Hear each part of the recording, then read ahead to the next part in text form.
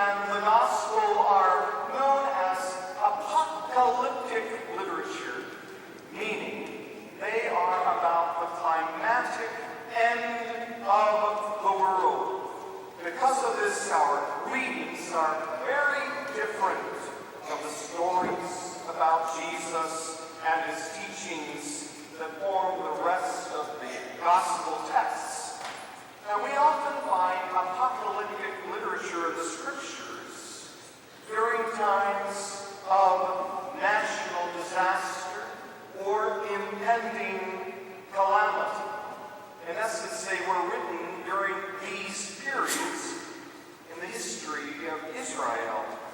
And our first reading from the book of Daniel expresses this. This text was composed in the 2nd century before Christ. It perhaps was the last of the Old Testament texts before the Deuterocanonical ones to be written. And it was written when the Jews were persecuted by the Greek ruler Antiochus Epiphanes. And our gospel, taken from the 13th chapter of Mark, is part of the answer Jesus gives when asked by some of the apostles about the pending destruction of the temple in Jerusalem and the end of the times. Additionally, by the time the Gospel of Mark was being written, the Jews were suffering fresh persecutions at the hands of the Romans, and the temple was on the verge of destruction. Now think about that time period. The temple was destroyed around 72 BC, totally destroyed. This marvelous, a massive wonder of the world. The city itself was about to be destroyed. You can imagine the anticipatory thoughts of the gospel writer as he foresaw this, as he saw the rise in violence, the attacks on the Jewish people, all in anticipation of this dread event. Even given the historical context when these apocalyptic texts were written, they're still difficult for us to grasp from a human point of view. And I'm sure many who preach today will be tempted to apply them to the awful situation in Paris, last week in Beirut, Lebanon, and in the many other places afflicted by acts of unadulterated terror. In the face of this temptation, we need to stand back, because their intention is not to threaten us, but believe it or not, instead their intention is to offer us hope as they draw our attention to the action of God, even beyond the present events we see today in history. Now, apocalyptic literature speaks always of a new heaven and a new earth. But most importantly, it speaks of the triumph of good over evil.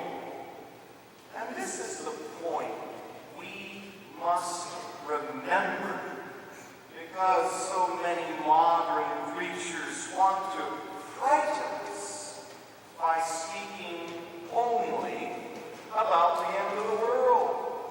Now, I have to be careful in my words, but I bet I could think of several churches in this city today where preachers are, in essence, informing their congregation about the impending end of the world.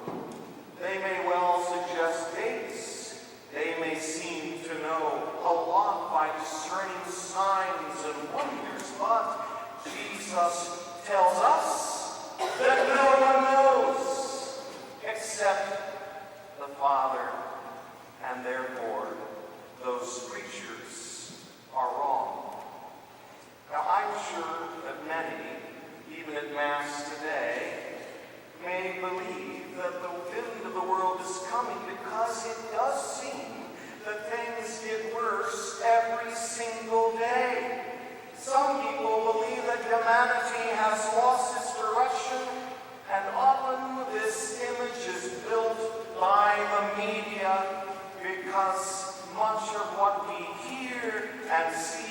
the news is negative.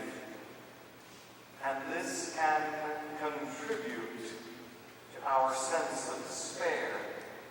As a news junkie myself, I could easily become overwhelmingly depressed since 90% of the news we see and hear is negative and sensationalizing.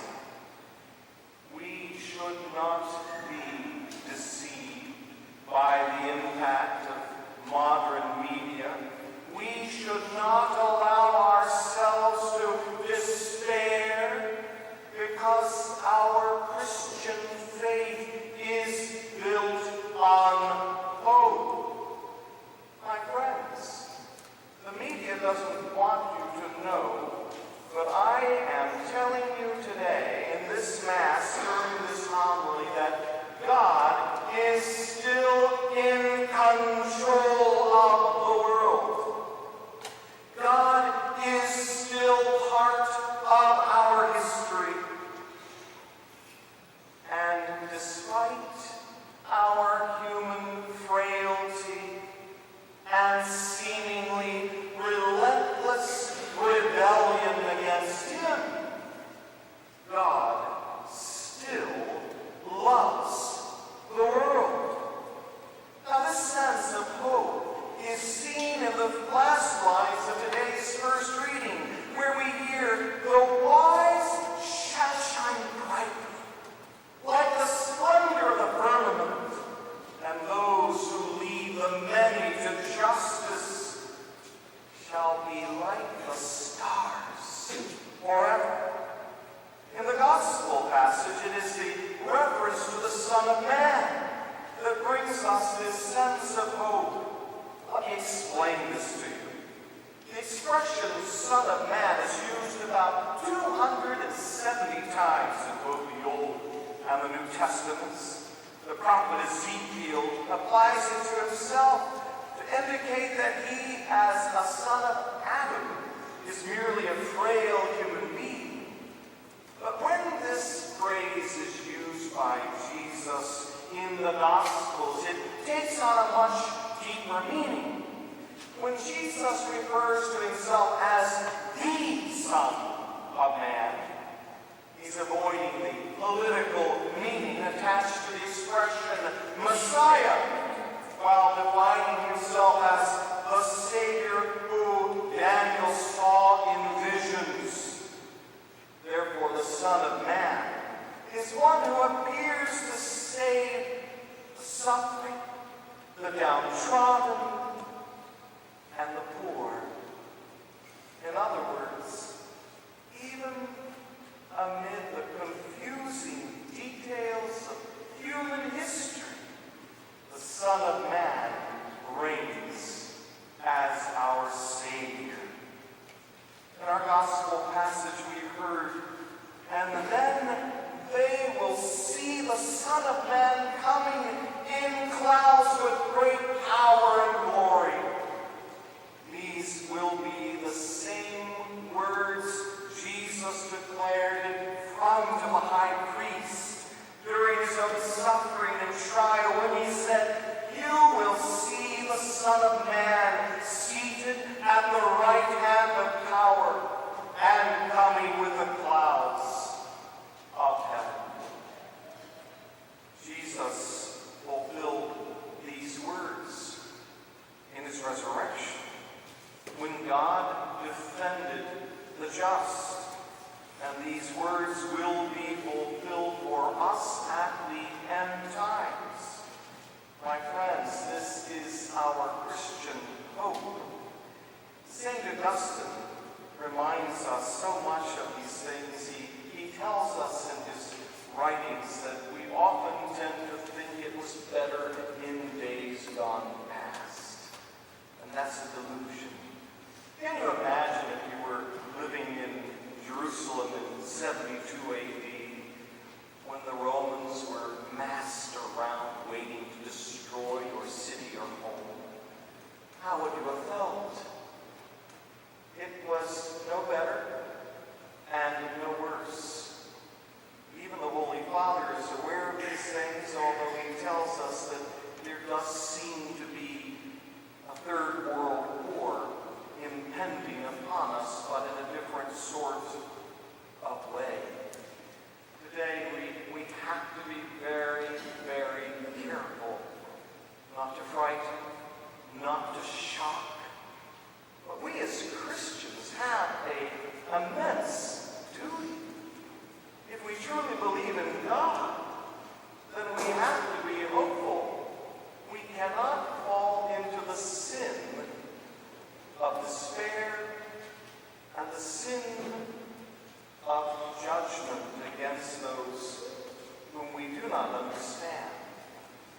And I want our parish, especially as we face the upcoming year of mercy, to be a place where people come not because we preach fear and destruction, but because we preach the power of the gospel, the love of Christ, and the triumph of good over evil. St. Augustine also tells us that those who fear the end of times are ones who should instead fear their sins. See, if we're mired in sin, then we have a reason to fear the coming of Christ. We are in peace with ourselves and with God. Nothing can destroy us. It is our sin that eats us and devours us like moths. But God's love overcomes everything. So, my friends, this morning, the sun is bright. Thankfully, it's not raining. There's a lot of reason to have hope. And so when you go home tonight, when you turn on CNN, MSNBC,